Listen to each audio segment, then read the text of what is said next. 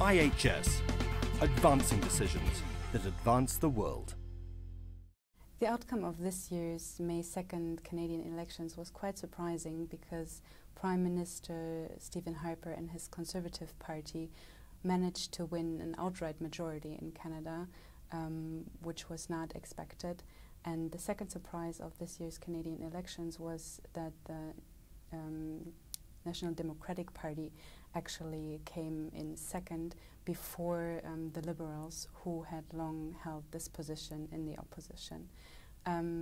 With Prime Minister Stephen Harper now having a majority in Parliament, we can expect to see a big boost for the Canadian oil sands industry and a lot of support for conventional fuels, maybe a little bit less support and spending on renewables and energy efficiency.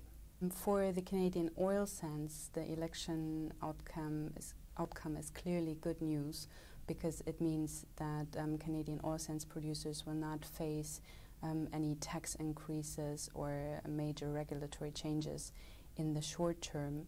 However, the new and strong opposition, the NDP, definitely had very ambitious climate change legislation plans that the party was going to push through in case they would have been successful and secured a majority.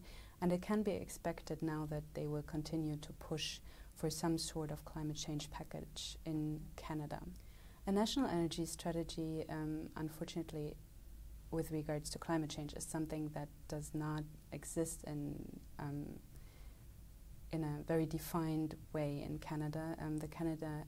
The Canadian government has long chosen to align with the US in that regard, where climate change packages have been stuck and killed in Congress.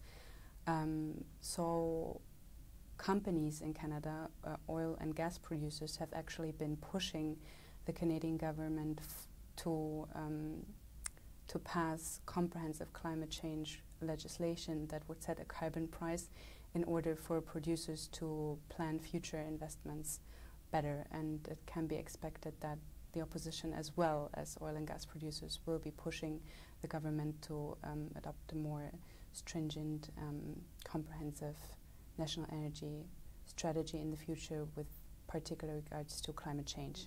The outlook for renewable energy in Canada is particularly uncertain at this point. Prime Minister Harper has been supporting renewable energy in the past. However, one of his fellow Conservative Party members, a candidate in the Ontario elections for October this year, has announced that he would kill a feed-in tariff for wind energy in the Ontario renewable energy hub, which would cause great damage to the renewable energy companies there, and it will have to be seen how this develops on a federal level under a majority Conservative government. IHS, advancing decisions that advance the world.